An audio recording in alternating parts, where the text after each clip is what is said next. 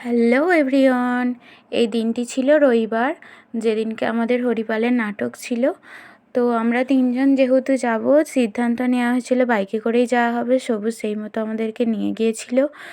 তো কামারকুণ্ডু স্টেশন এটা আমরা সিঙ্গুর থেকে উঠেছিলাম। কামারকুণ্ডু স্টেশনের ওভারব্রিজটা খুবই ভাল লাগে, যার জন্য একটু ভিডিও ক্লিপ নেওয়া হলো।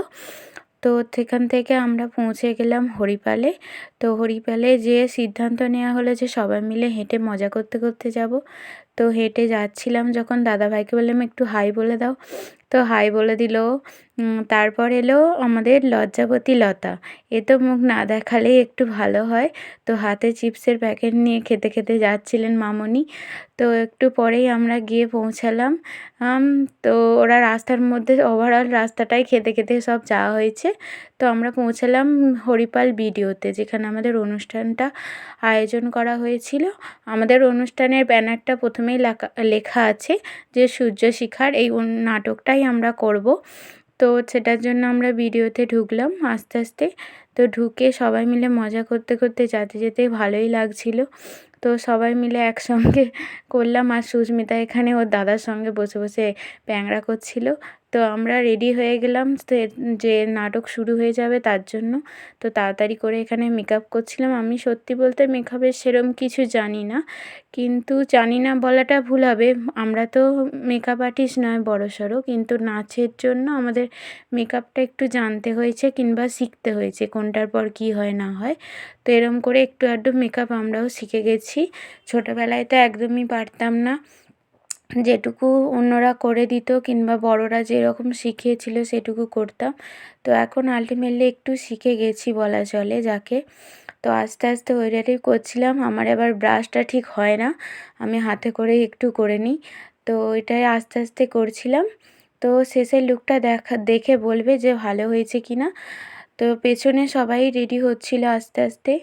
তো আমি কথা বলছিলাম সুস্মিতার সঙ্গে যে আমার একটু হাইলাইটার যে বাকি জিনিসগুলো আছে একটু করে দিবি, কারণ ও একটু ভালো সাজে। তো আমি সাজের বিষয়ে অতটা জানি না, তো যার জন্য ওকে একটু বলে দিলাম। ও শেষে আমাকে সেইগুলোই করে দিচ্ছিল। তো খুবই ভালো লাগে এরকম কজনের স্টুডেন্ট আছে একটু বলবে মেকআপ আর্টিস্ট মতো। তো সত্যিই সাজাতে খুব ভালো পারে। ও আমায় বাকিগুলো আমার মুখের মতো একটু করে দেয়।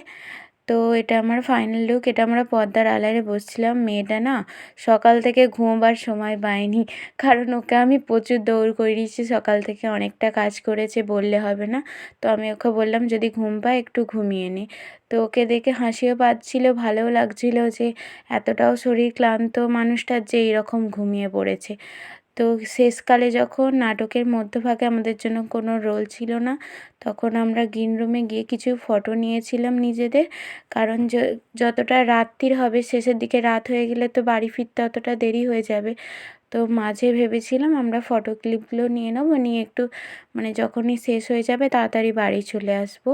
তো যার জন্য এটা আমাদের সুন্দরীকে আমি ভালো ভালো ফটো তুলে দিয়েছি। তো ওর ফটো তুলছিল তখন। আমরা ফটো তোলার শেষে মাঝখানে যখন নাটক হচ্ছিল, আমরা তারও কিছু একটু ভিডিও ক্লিপ নিলাম নাটকের। তো আপনাদের উদ্দেশ্যে পুরোটা দেখানো সম্ভব নয়, কারণ আমরা যেহেতু ব্যাক স্টেজেই থাকি।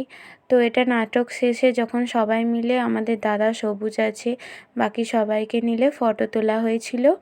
ফটো তুলে আমরা জাস্ট বেরিয়ে পড়লাম ওখান থেকে।